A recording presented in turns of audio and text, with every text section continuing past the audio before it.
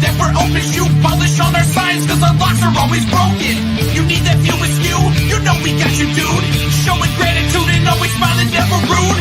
Top 5 movie reviews and what's new. We bring in all the big guns when we coming through. Welcome to the stage. Come on, enjoy the taste. Hurry up, don't come and last. You know we love it, the sacred stage.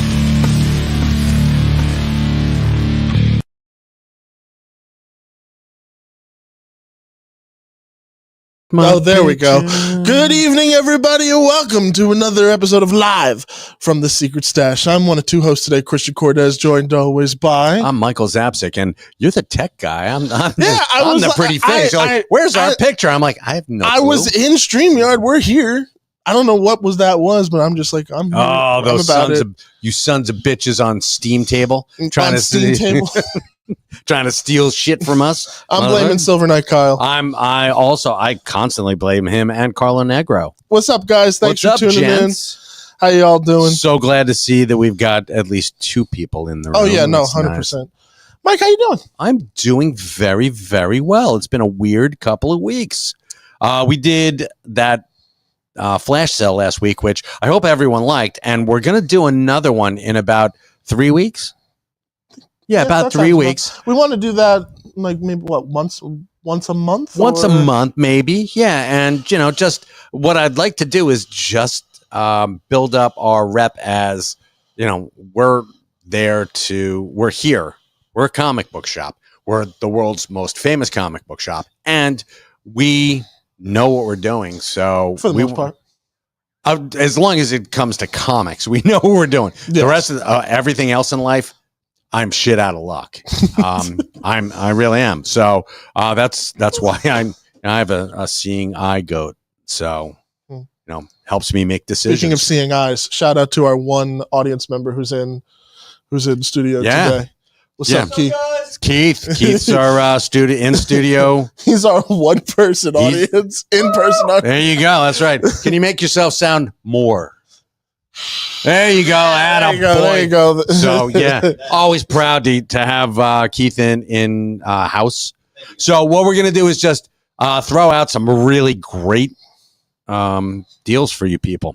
Yeah, and maybe you can spread the word that holy shit, I got this thing from Jay and Silent Bob's Secret Stash for a kicking price. It was fun though because I loved not only the auction aspect of it. Joe Bodner would be proud. I loved the quick comics college we would get with every book. Oh yeah, because before we would do it or auction off the book, he would give us a brief rundown what this was, why it's super cool, why you should own it, like where its place in comic history, and a kick-ass price. There were some cool books in there too, where I was looking at it, I was like, am I about to start bidding? I'm behind the camera. I'm tech. I can't do this. But yeah, I would love to see you do that though. We'll train a couple of other people to do that. Do this? Yeah. Absolutely not over my dead body. All right, good enough. Yeah, this is job security for the man. Yeah, exactly. So. That's awesome. From my buddy Kill Josh Petrino, I'd love to see this in person. You guys should do events at Smog Castle. You're preaching to the choir. Shit, yeah. Tell a certain person whose last name may or may not end with O'Donnell. Trying to think. I don't know. Is it Ernie? Ernie Mick O'Donnell. Yeah, Ernie Mick O'Donnell. Yeah, that's right. That's it. Yeah, that guy. Let him know you want to see this. Yeah, we could do this. We can do that. Oh yeah, I'd be more than happy to do that. I mean, I love our backdrop though, because this is. That'd be really funny if we did a live version of this and I just replicated this, like just put a giant picture of this on the stage. That'd be awesome. Or we just have it printed in like banner. Print it and just hang it as a banner. Yeah, it'd be great. And we'll sign it, and every time we do a live show, we'll just sign it. I like that. I actually do like that. That'd be kind of cool. It's not. It's audience member approved. Keith likes it. He started smiling when we said that. So I made a bet with Julia today that she said you should say this on air. Okay. And I'm going to. So it's been about 2 years since I was a part of a Shared Universe podcast studios. Okay. So I got a text today, and I told you. Air. I know, and I'm telling the story. Okay. Oh yeah. So I get a text today from a bank. See fear in my eyes right now? So, but here, no, she's like, do this because we never get Ming to call us back when we need to talk to him. So we'll see if this like reaches him. So I get a call from our bank. Well, our former bank. I no longer bank there. Turns out that 2 years ago, I had told Ming to take Julie and myself off as signatories for a shared universe account, money, Dolores, De Niro. So, yeah. This is Ming. Yeah. Right. Okay. So I'm like, all right, cool. Didn't think about it. 2 years goes by. Haven't even thought about it. Ping. So I'm like, holy crap. I'm like, is this a scam? Is this one of those easy pass toll things? I'm like, I'm going to delete Triggered. this. So, yeah, exactly. Everybody's, yeah. What do you mean my lights are going off if I don't send you a CVS gift card? So if you don't pay for this shit in Bitcoin.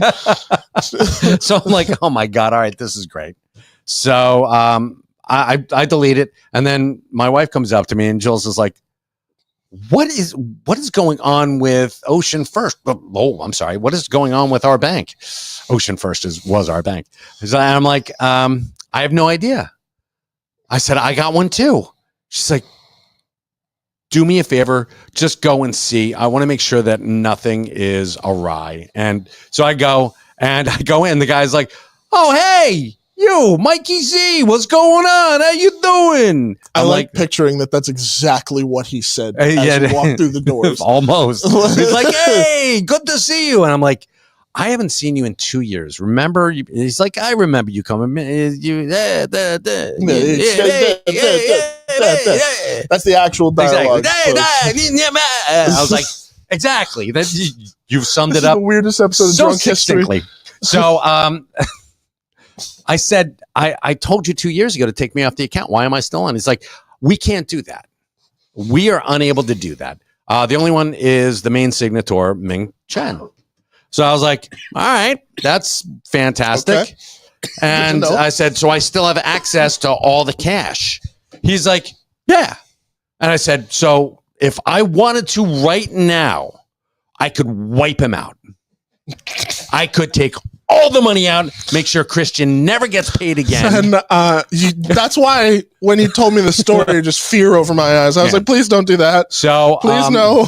And it makes me happy now that until Ming gets his ass over to our bank, insert bank here, insert Ocean First Bank here.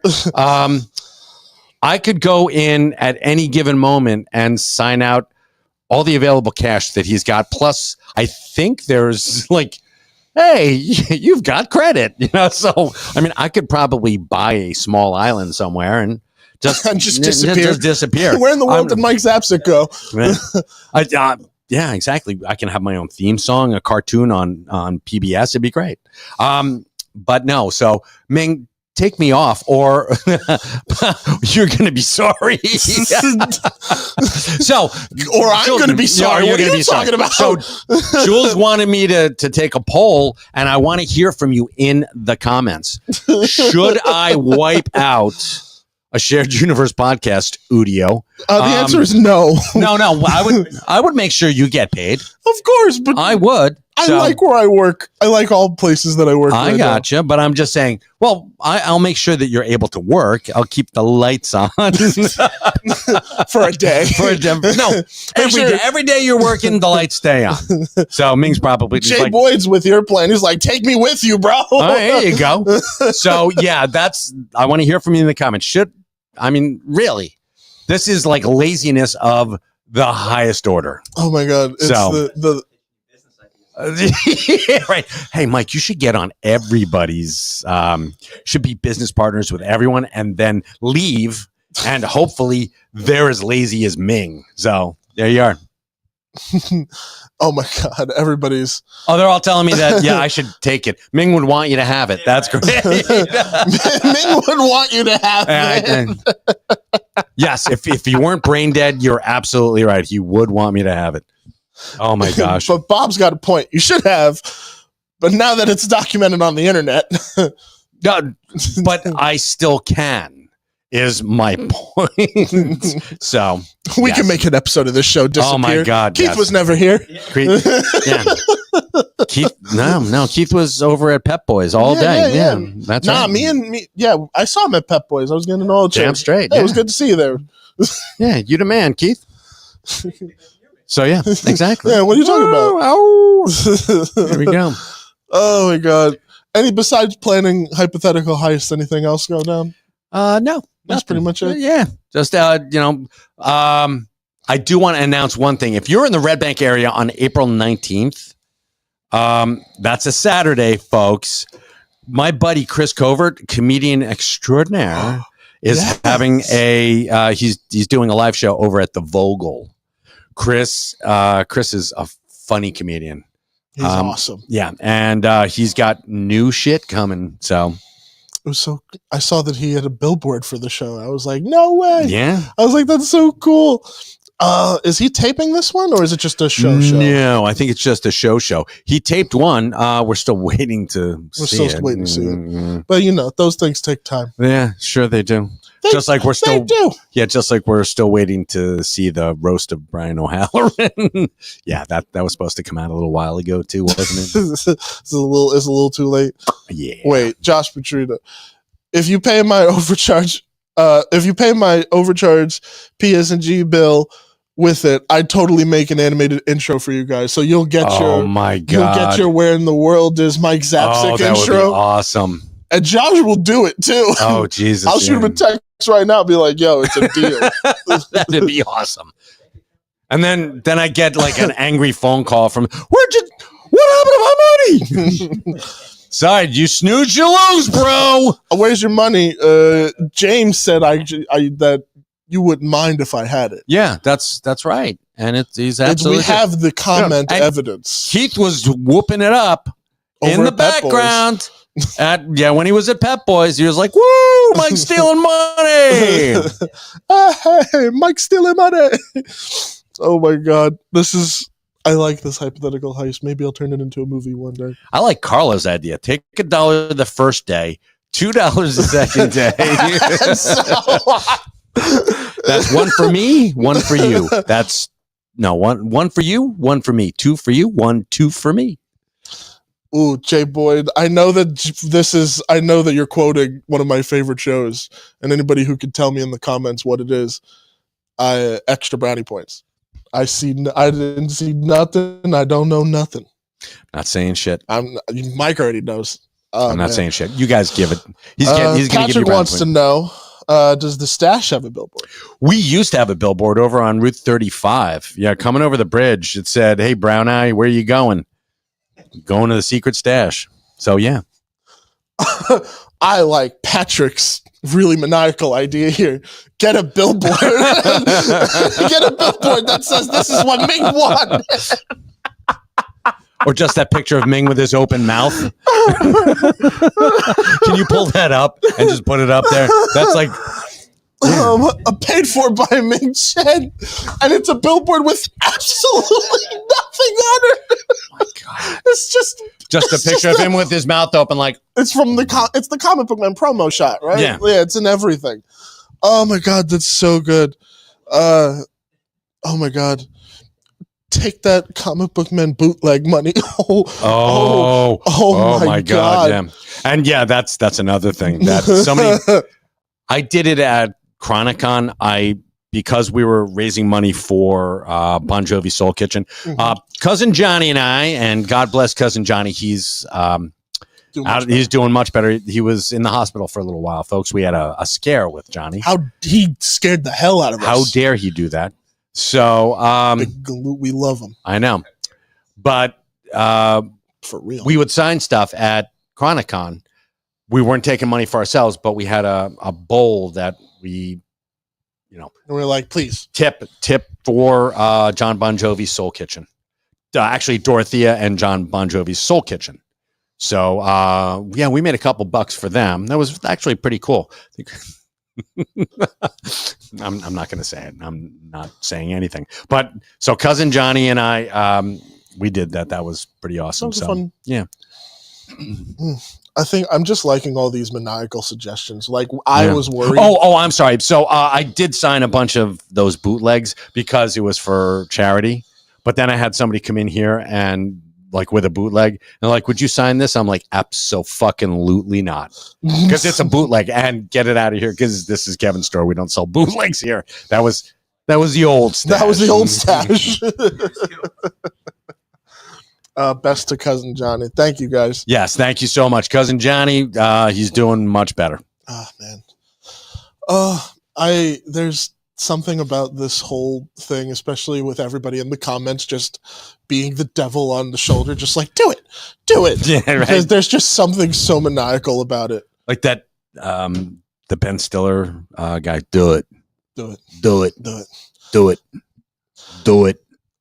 Greetings and salutations from 3 Alarm Comics. What's going on? How are you, Scott? So, or is that Kirsten? Is that?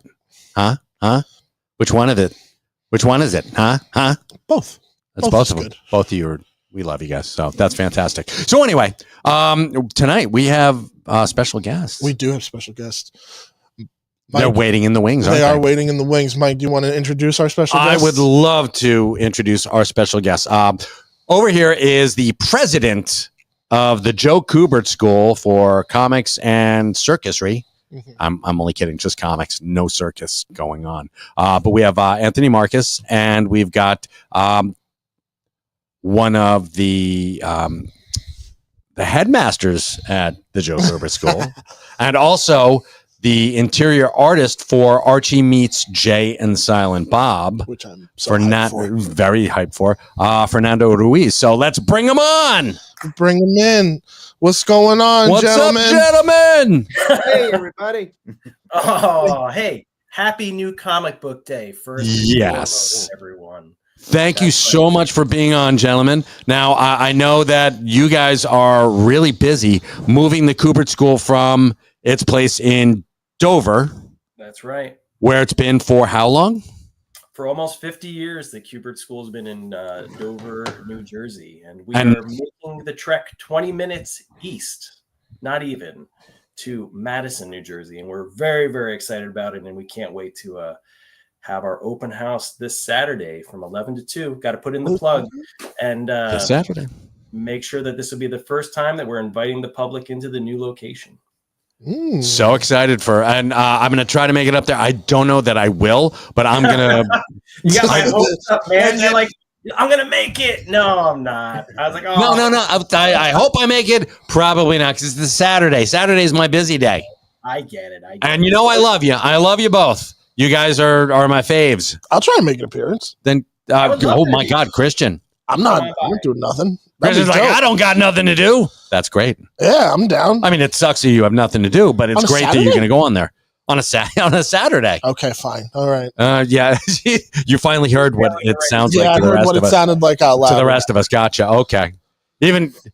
Even Keith is over there going like, dude, our one audience member is like, at least I'm going to be a Pep Boys this Saturday, so I've got plans. Waiting on word about a certain heist. Yeah, right. When is Mike going to get back to me about that?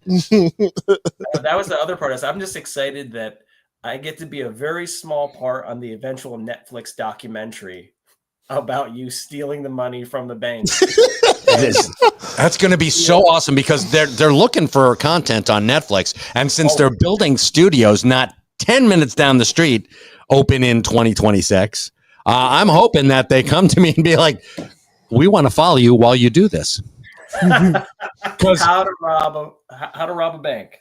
Well, how to just rob a podcast studio, and because I mean, I gave him warning on the internet, and it's like 2 years later, and I'm still in the planning stages, but follow me around, and we'll go over to Gus's, have a couple of hot dogs. Like and subscribe as I rob this small business. Real question for you though.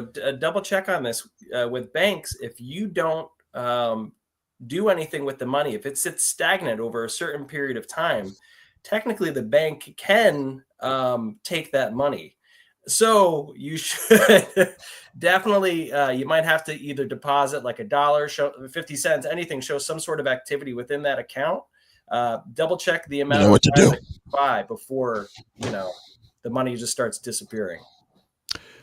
I like that. Yeah, you know what? I'm actually doing Ming a favor. It's like I had $1 on the first day. I had $2 on the second. I'd end up like, holy crap! How did I get $6,000 in here? It's like, son of a bitch, what did I do? And Jules is gonna like smack me around with a frying pan, going, "What are you doing?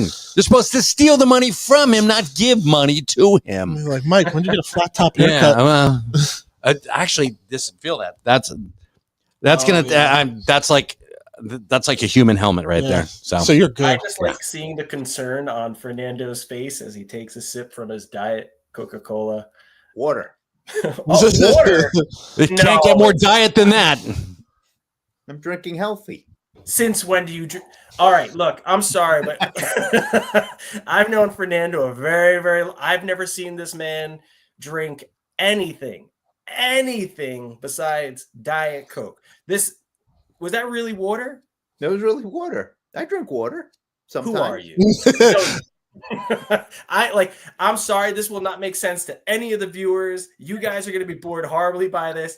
I'm so concerned that Fernando's drinking water. Is there something wrong? Is there a health problem? I'm sorry. This part just blew me away. I know this is live. People are watching. I mean, Patrick Cranston, he's even posting thinking that it's vodka. And there you go. Who is this guy now? Fernando, water? No. I ration out my Diet Cokes during the day. I don't have it all at once. Deep fake AI. It's just really Dan Parent with a filter on top of his face. That's a good joke for the Archie fans. There you go. Anthony, honest to God, it looked like you were reaching down into Fernando's frame trying to I want to see if that's water. And I would have loved it if you pulled something up and been like, it's vodka, folks. If a hand came into the other frame, I would have been so confused. What Eldritch horror is this? Yeah, seriously. Oh my God. Right. Oh my God. So can we let's talk about what's going to happen this weekend? The open house. What's the address first off? So you can come in right through the Main Street entrance at 27 Main Street, Madison, New Jersey. It's pretty easy, folks. It doesn't get easier than that address. And it's a beautiful block. Yeah. You come on in and you'll be able to see the brand new facility that we have. We're going to be giving tours, doing demos. You'll be able to meet with faculty, staff, students. It's a really fun day. We have some cool prizes that we're going to be giving out to the first few folks that show up. So we're trying to make it a really enjoyable time for everybody that comes on in. And then from 2 to 3, Fernando is going to be teaching a free class, a little basic drawing class. So you can come on by and actually learn something, draw something, and take it back home and put it on your fridge. That's awesome. What time do the festivities begin? Fernando? 11 a.m. 11 a.m. The tours all begin at 11 a.m. Awesome. So now you know where you're going this weekend. Yes, I do. All right. So he can't meet you at Pep Boys, Keith. Sorry. Maybe a little That's later. what I was waiting for him to say. Pep Boys. Yeah.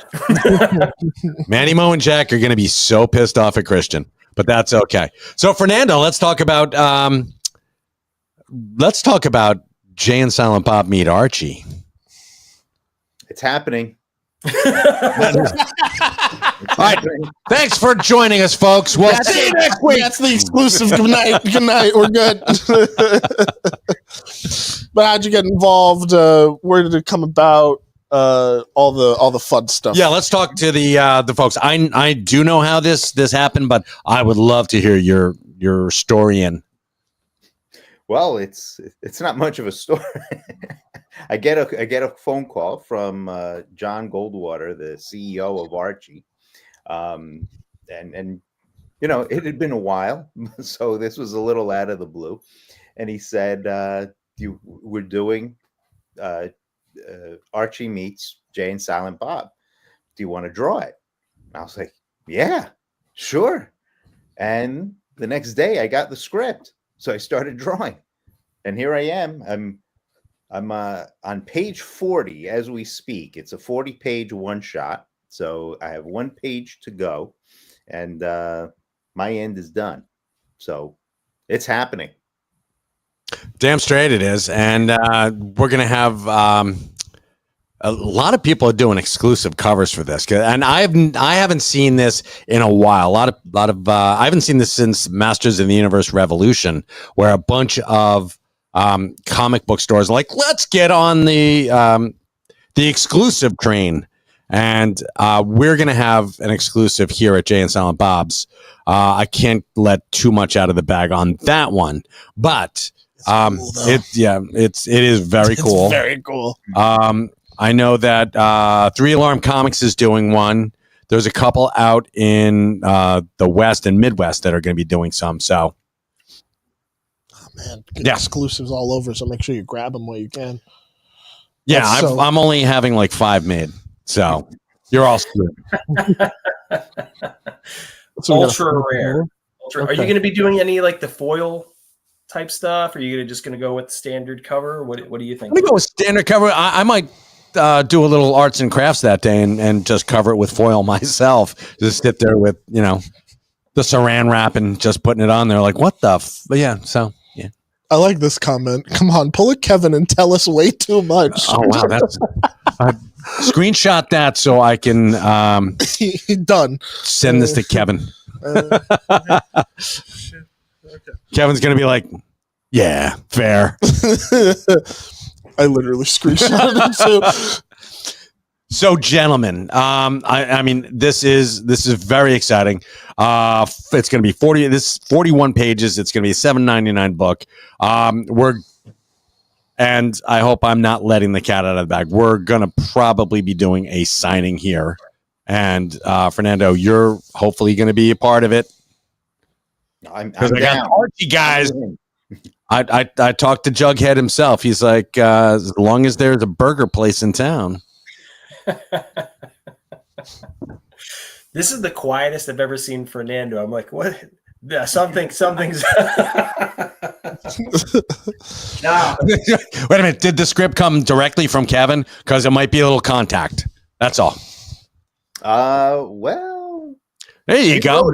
He wrote it. But I got it from my editors at Archie. Are they stoners? You could tell.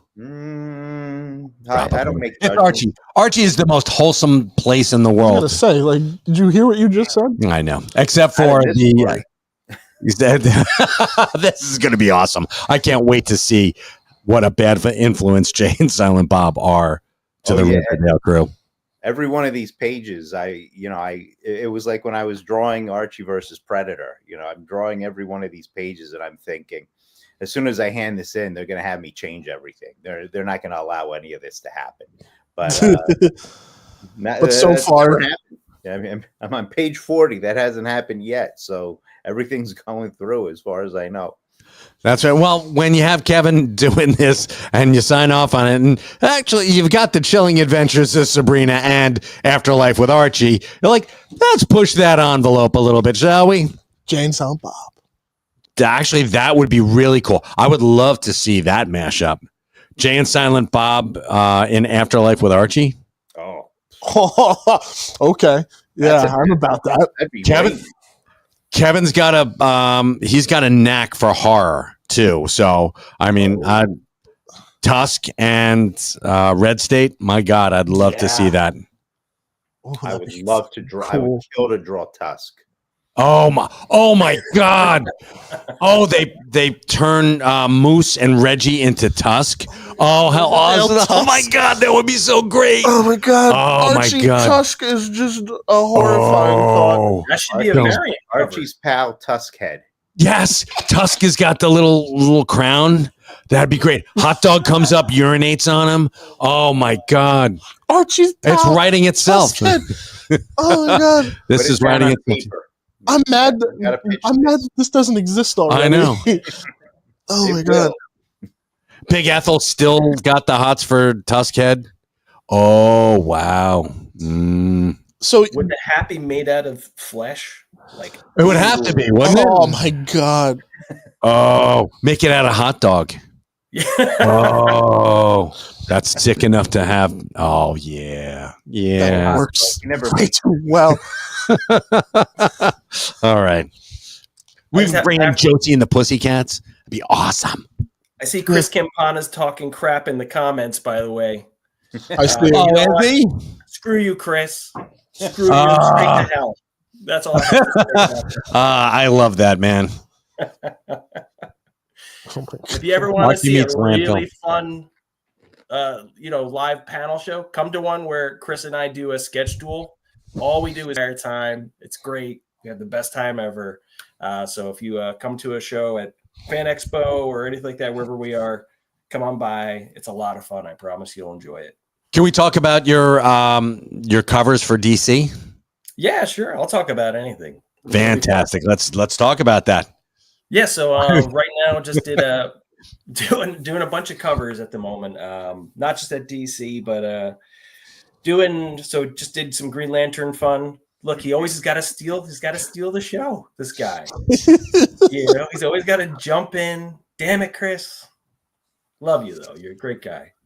But just did Green Lantern. That was really fun. So issue 27 will be my first Green Lantern cover. Really excited about that. I've been doing a ton of Space Ghost covers for a while, and then I've got cool. Just talked with Ghost Machine, signed the contract. I think this morning. All of my days kind of blend together. I don't even know what day it is anymore. Tell. Doing some covers for Ghost Machine as well. So I'm very. That is awesome. I love Ghost Machine. I love the thinking behind it. It's like Image 2.0. It is 100%. I love what they did. I love the creators that are working over there too. The books are really good. I enjoy them. Oh, me too. Fun. I think this is Rockefellers is really cool. I love that. I love Geiger. Like, those are cool books. Hyde Street is amazing. Geiger's fantastic. I mean, Halo and Hornsby's been great. I mean, they're doing it right. I mean, I can't remember a time when I was more excited about like an indie printer. CrossGen had like the same level of creators, and I was very excited for that. And then it just felt like they threw money at a problem, and they didn't think it through, which ended up being their downfall. Yeah. So, and you, me, and Chris are the only three nerds on this panel who are like, you know what? I get where he's coming from. Everybody else is like, the fuck is he talking about? Cross-gen? What the hell's that? I thought we were done with those pronouns and stuff. I was like, Fernando, isn't that where Sergio was doing everything for a while too? Right down at CrossGen. Yeah, that's what took him to Florida. One of our veterans from the Kubert School, Sergio Cariello. He had been drawn for DC, and then he went down to Florida to join the CrossGen crew. Because if you remember, they had that stipulation where everybody had to work in the office. They didn't.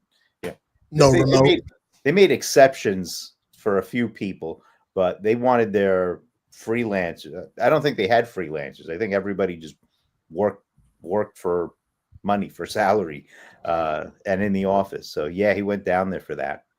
But luckily, he stayed there. I mean, at least to me, I feel like that prompts a different kind of creative energy. Because I mean, it's one thing to collaborate over Zoom and have people talk and communicate through that, but like, there's nothing better than like having in the room, in the moment collaboration. There's a real magic there that people can kind of latch on to. Oh yeah, absolutely. But as Scott points out, CrossGen paid really, really well. I remember going to Wizard World in 2001, and they paid George George Perez to be there and just do sketches for people. And we were expecting to pay, but they're like, nope, CrossGen's got it. I was like, whoa, really? So, yeah, like something that would, in theory, cost like $200 in today's dollars. They're just like, we got it. We got it. And there was a line. He was there for like 14 hours drawing. Holy crap. I was like, it was. And I was like one of the first people online. And I was still like 15 back. And yeah, it was amazing. Con wasn't even open. How long did they last? Online. When did that kind of dry up? CrossGen in late 90s, right? And then kind of went into CrossGen started in like 2000. I think it was 2000, and then it stopped in like 2002, 2003 because they ran out of money because I think they were buying houses, compounds, the whole 9 yards. It was a really it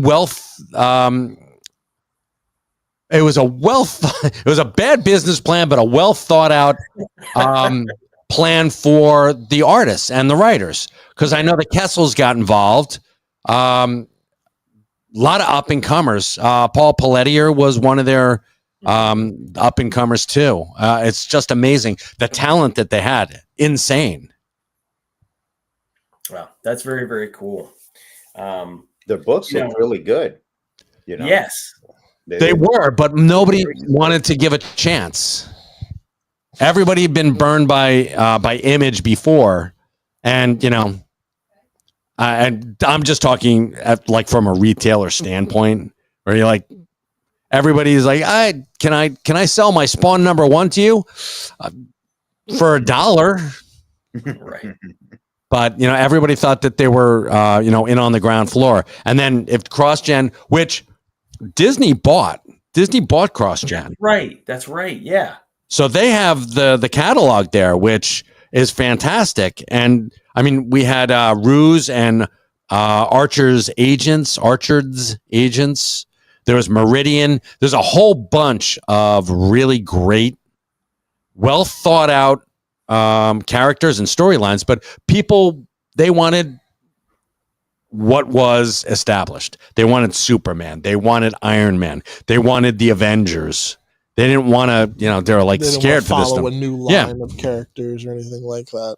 And everybody complains when nothing's original anymore. Exactly. I think that George was under contract to CrossGen with the proviso that he could do the JLA Avengers. He was exclusive to CrossGen, but he could do JLA Avengers. That crossover. I think that was, like you said, they made stipulation concessions for some of their people, which I think was really guys good. who didn't have to go into the office every day. Yeah, right. You punch a time clock. All right, I'm gonna get to sketching. I was just looking because I was like, I thought I recalled that like when you said the Marvel picking up CrossGen thing. Look, this is pure just nerd talk happening right now. I'm sorry. I was like, I needed to do a deep dive and find out whether or not Marvel put out an issue recently, because it kind of felt like that was something that they had to do. Like it came out like not too long ago. So I was just doing a quick look on my phone, and it looks like back in 2022 they did do a Marvel CrossGen Tales that came out. Yes, they did. It was like a prestige format book. Yeah. So I'm wondering if it's like, I think it looks like it's all new stuff that they put out. But I think they tried to do like they put out like a few issues of some of the old titles, or they brought them back or crossed them over with regular Marvel. Yeah, exactly. I see. Like, yeah, if Disney owns it, so it shouldn't be a problem with popping them in with Marvel at all, So I was like, yeah, that's what I was thinking. But the really weird thing is, if you remember, DC, actually Marvel, which is now owned by Disney. Disney owns Malibu Comics too. Their entire staple. That's right. Staple. In Staples. They own the entire stable of Malibu characters, but they just wanted to. I don't know why Marvel bought Malibu just to shut them down. Get rid of the competition, own them, add it to the arsenal and use them however you want them. But they never did. They never they used them for briefly- anything. Didn't they briefly try to integrate those Malibu heroes into the Marvel universe? I think they did a crossover like Ultra Force and Ultra Force meets the Avengers, and beautiful. It was Warren Ellis writing it, but George Perez did all the artwork, and you're like, oh my god, that is amazing.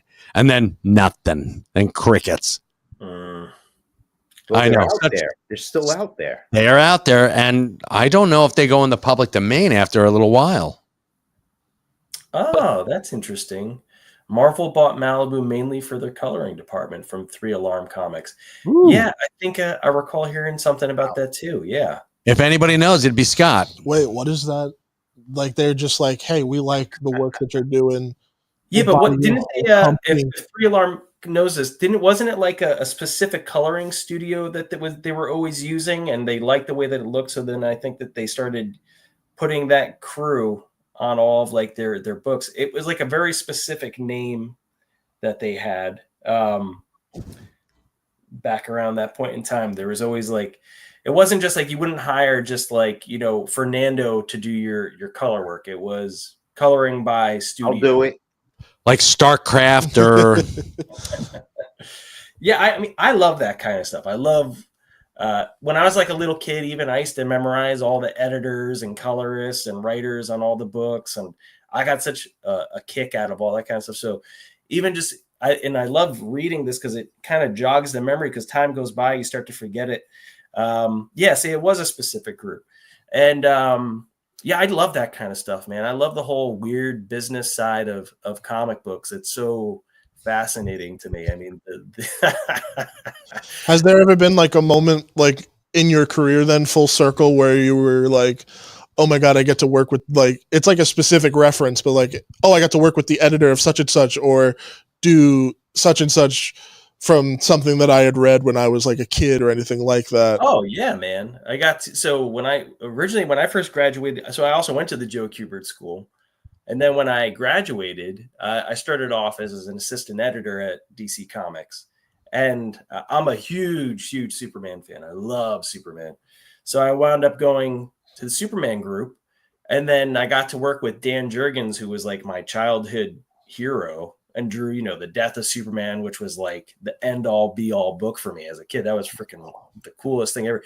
And on top of it, Dan Jurgens is like the nicest guy that you're ever going to meet. So it wasn't even like you met him and then he was going to be a jerk or something. No, he was great on top of it. And, he signed my Death of Superman book that I still had. He signed, they signed the Superman cake. I have all that stuff, and I love it, but that was the coolest thing ever, man. And then getting to meet a lot of your childhood heroes, and they're nice, and most people, I'll say about this in comics and in general, most people are cool. It's very few that are jerks. And it was a really great come around moment. And then to be able to draw Superman later on too. Yeah. I mean, I could go back in time and give little Anthony a high five and be like, it's going to be okay, buddy. Just keep drawing. Little Anthony looks up and is like, who are you? Yeah, seriously. Like, why am I bald in the future? This is horrible. Long story. What about you, Fernando? Anything like that? Well, this is going to be really obscure.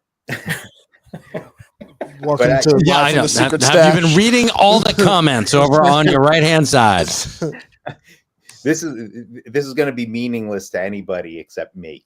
But I used to go up to the Archie offices in person years ago, and I used to make a day of it. I'd go up to the Archie offices and I'd work there for one day a week. I'd just draw up in their art studio, and we had an inker, Bob Smith, who's a long-time inker, and he'd inked for DC for a long time before working for Archie. And he used to do the same thing. And he and I used to, like, we had our tables side by side, and we'd spend the whole day there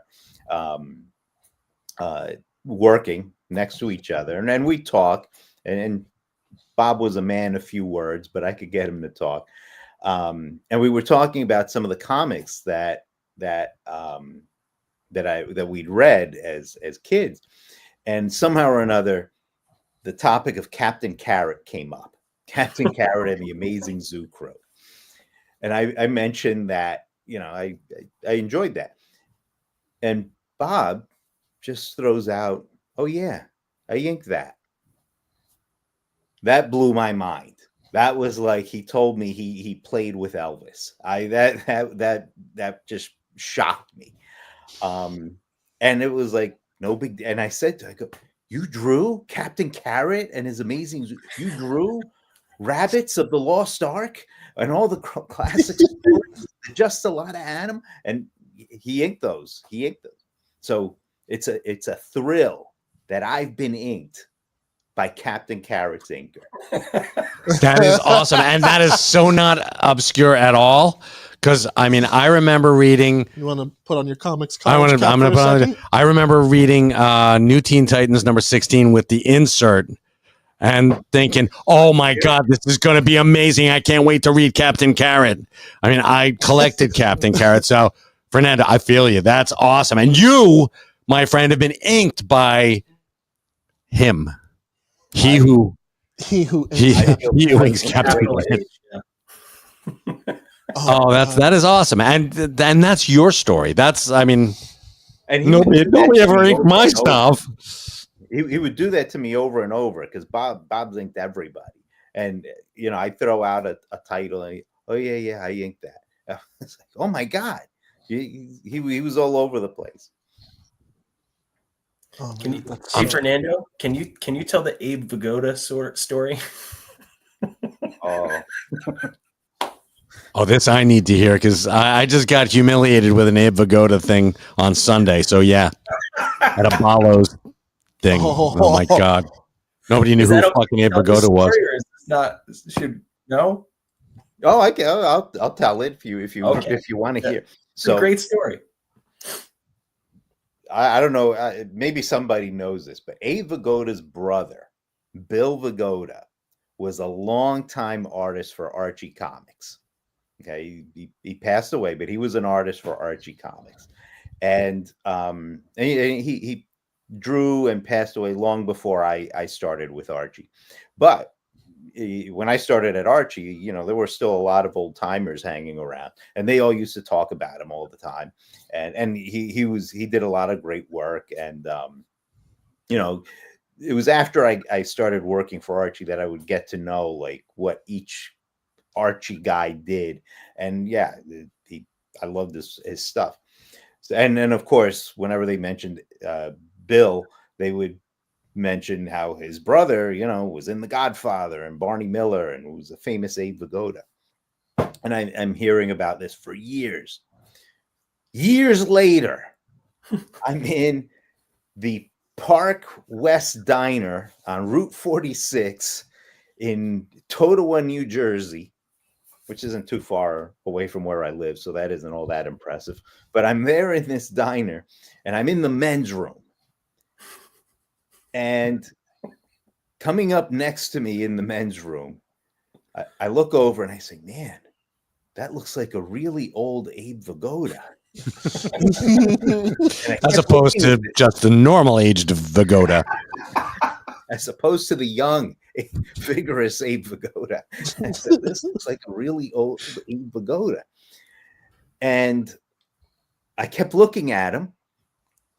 And yeah, I know it's the men's room, but I kept looking at him. And I said, "No, this is really him. This is the real Abe Vigoda." So we're washing our hands side by side, and I'm at the dryer, and Abe is waiting for me to get out of the way so he could use the dryer. And I said, "Screw it. I'm going to go for it." And I said, "Mr. Vigoda?" And he said, "Yes." And I figured I've got an in with the Bill Vigoda angle. So I said to him, "Did your brother really draw for Archie Comics?" And he said, "My brother Billy drew for Archie Comics from his home in West Orange, New Jersey for many years." And I said, "Well, I introduced myself and I said, I draw for Archie Comics too." And he was, oh, that's he was very gracious, very nice. And I told him, we're all still fans of his brother's work and we still talk about him all these years. And he seemed genuinely touched. And then he left. He's like, leave the gun, take the Archie comics. I just love the idea of him still having wet hands the entire time that he's talking to you. Waiting for you to get it. I'm just waiting for the damn dryer. Yeah, he drew from Archie Comics. Can I dry my hands, please? Or wiping it on his pants. Or here's a picture of me and my brother, and they both look exactly the same as Abe Vigoda, like just old and shriveled, but in like knickers, and they've got high top kids, and just that long friggin' Abe Vigoda face. Like, that's why he listened to me the whole time. Let's go play some stickball. Away. He listened to you, but he was like, I got a burger waiting for me. He's right, exactly. That was my brush with greatness, Abe Vigoda. Abe Vigoda. In the men's room. That's awesome. And you were like, I got to ask this burning Archie question real quick. Actually, when he said, I'm going to go for it, I thought we were going to go down an entirely dark path. I'm like, oh, God, Fernando, where are we going with this one? It's Abe Vigoda, damn it. I had to. That's exactly. I've heard stories about Abe Vigoda. Abe Vigoda, Milton Berle, and Boris Tucker. When was I ever going to get this chance again? This was it. Probably the next week at the Totowa Diner.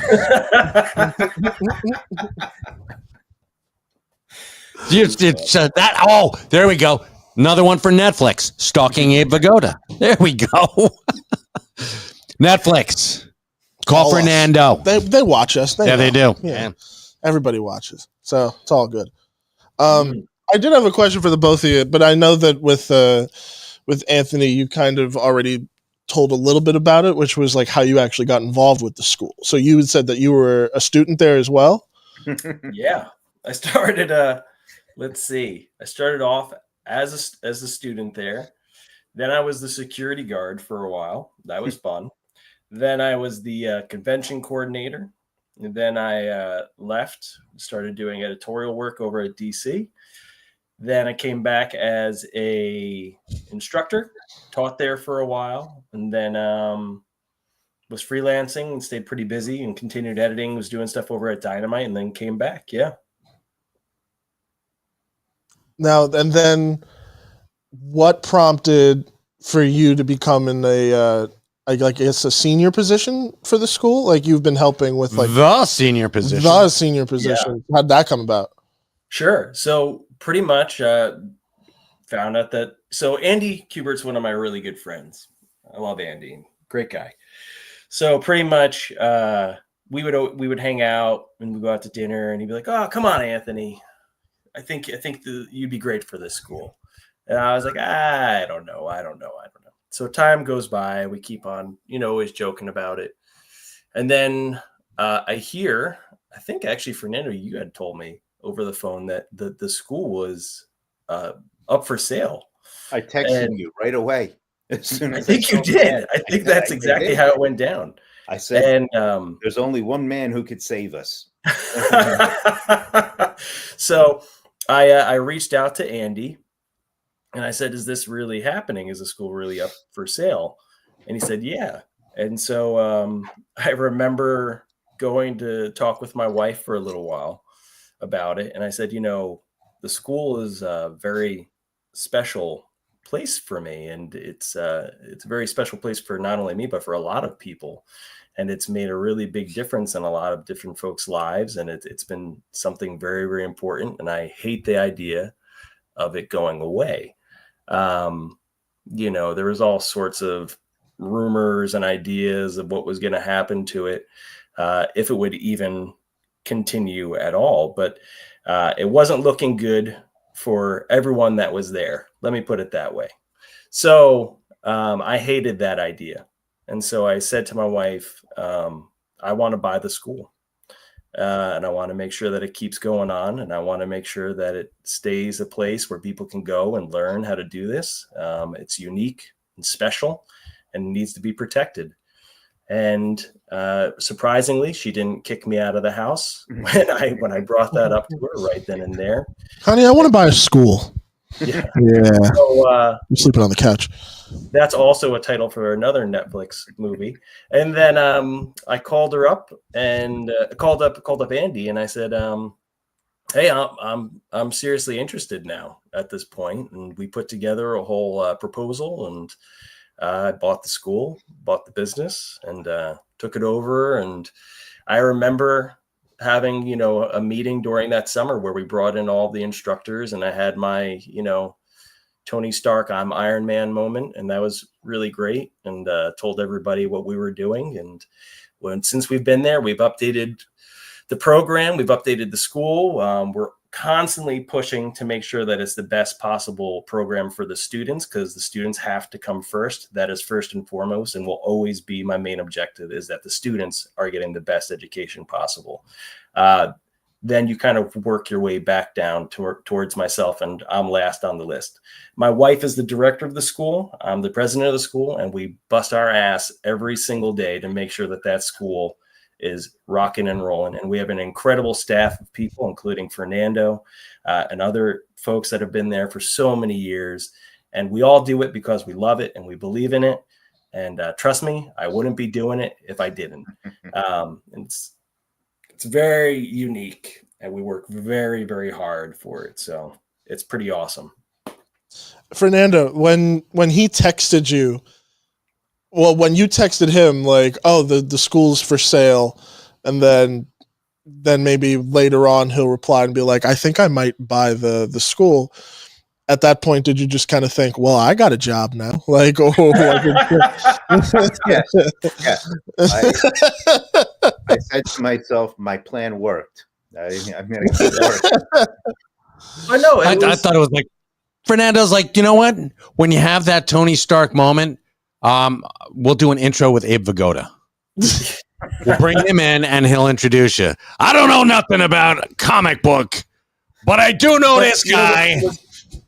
I can get you Abe What was Vigoda. really cool about it too, though, was we were able to keep, Andy's a part of the advisory board. Emma Kubert still teaches at the school, the granddaughter of Joe and daughter of Andy. And, it's not just the Kuberts, right? You got to think about this. That school's been open for 50 years, and we have a hell of an alumni list. Let me tell you, I'll put our alumni list up against anybody else's school that's out there, especially when it comes to what we do. I doubt that there's another school that has an alumni list like the one that we have. The Ringling School for Cirque History Arts. Yeah, I know. Me too. Yeah. The hell with those guys. But I mean, look, man, it's bunch awesome of clowns.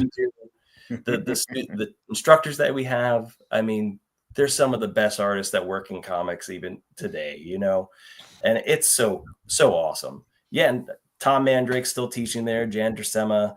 I see one of the questions was if Tom was there, and it's Tom's an incredible instructor and a great guy overall too. So, and I know he's come with us over to the Secret Stash as well, and we've had a great time there. So, if you guys haven't gotten a chance to come out when we're there with some of the folks from the Kubert School, make sure you come on by, because we bring some of the coolest instructors and artists in comics today. So, come by. Straight. Amazing. I'm with Silver Knight Kyle on this. I do love the fact that an alumnus took over, because like you can tell, even just from you telling the story of how it came about, like how I even hear it, like how excited you were, because then like, oh my God, now I can help keep this going. Something that means so much to me. Like, and that's the thing. It's like, I take it. Look, I'm not joking. My wife and I, and Fernando knows this, we work crazy. Like, this isn't something like, if you didn't love it, you wouldn't do it the way that we do. I travel nonstop. I push the school as hard as I can everywhere that I go. I land on, once the plan lands, I'm off and I go straight to school. Or like this week, I landed it from Belgium on Monday, came right back. I was at the new building carrying heavy ass boxes. It's not like I've got a whole team of guys carrying these things. I'm out there doing it. I'm hanging up all the art myself. I'm making sure that the rooms are the way that they should be, because I know how the rooms should be. It's not, some interior decorator that's just making it look pretty for the sake of having a room that looks pretty, or some other college that's out there that's putting together a comic program because they just want to milk you for the money and they don't have anybody that's qualified to be teaching these courses. Everything that we do it to make it the best possible program for our students. And you're not going to find anything else out there like this.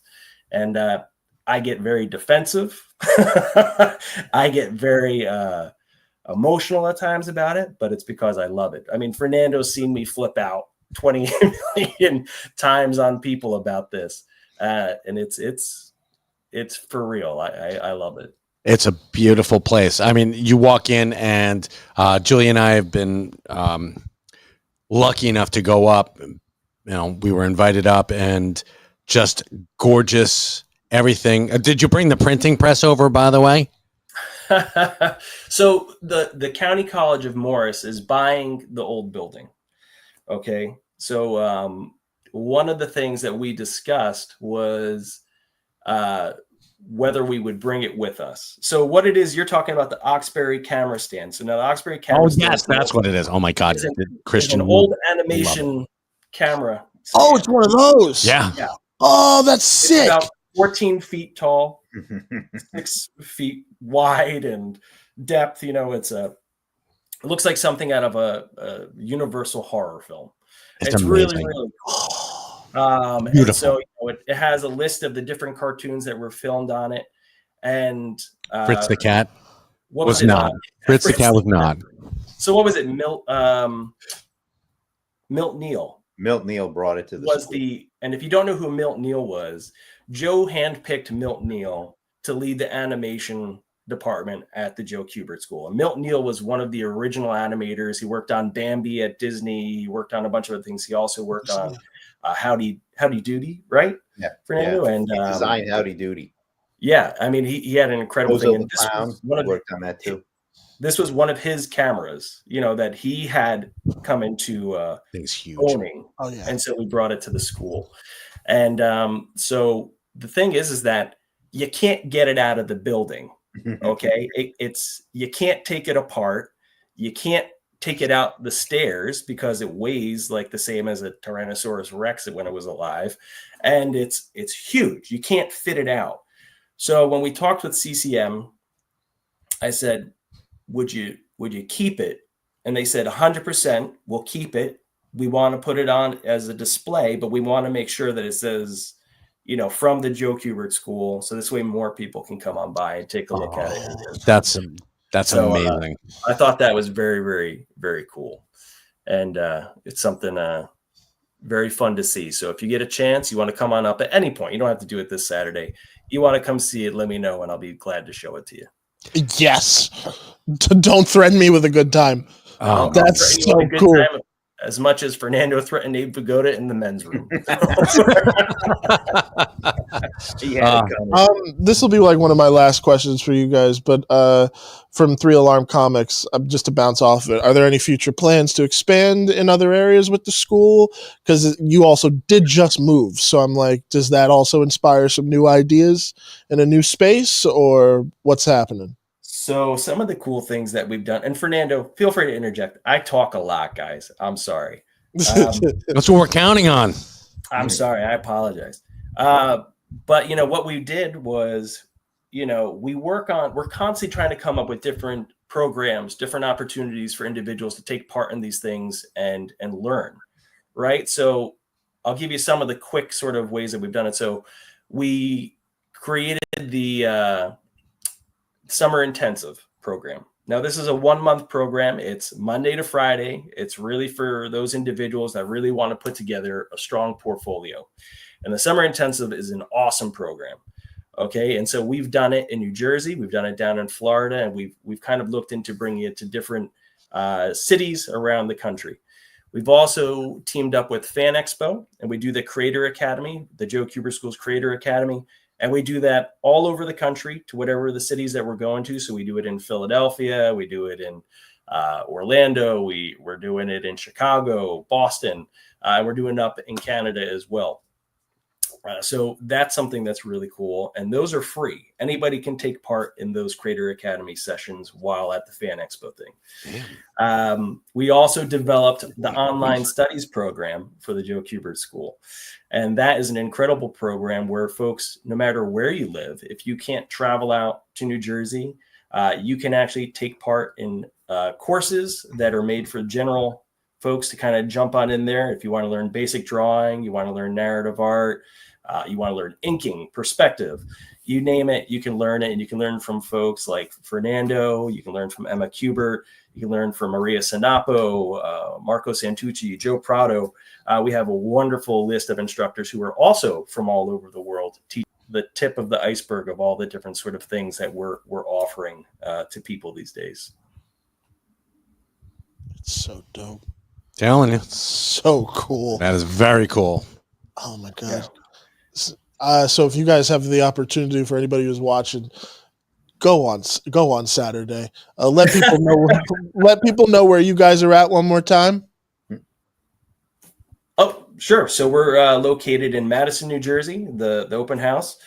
Be sure to stop by 27 Main Street. We'll have the Joe Kubert School flag flying out front. Can't miss it. Our actual real signage, our beautiful big display, will be finished in 3 more weeks, but we'll be ready for when we fully open come June in our new location. And that's when we'll be ready to rock and roll. That is so awesome. Gentlemen, we can't thank you enough for being with us. Good. You heard a woo. You hear the howling out in the back. I love it. There you are. So we're going to be back next week with another fun-filled adventure. We'll find out if if I'm sitting here with a bag with a $sign on it, you'll know the caper went down.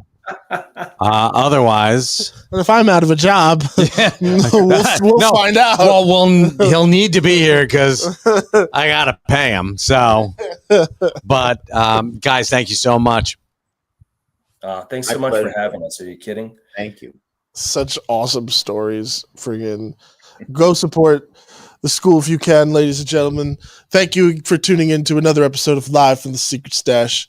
I'm Christian Cortez. That's Mike Zapsik. We'll see you next week. Peace. Later. Hey kids, we're live at the Secret Stash with Mike, Julia, and Christian. It's the hella bash. Tune in and check out the podcast. We got the nerd button on repeat and we're gonna smash. Come on in, I assure you that we're open. Shoe polish on our signs cause our locks are always broken. You need that view with skill? You know we got you, dude. Showing gratitude and always smiling, never rude. Top 5 movie reviews and what's new. We bringing out the big guns when we coming through.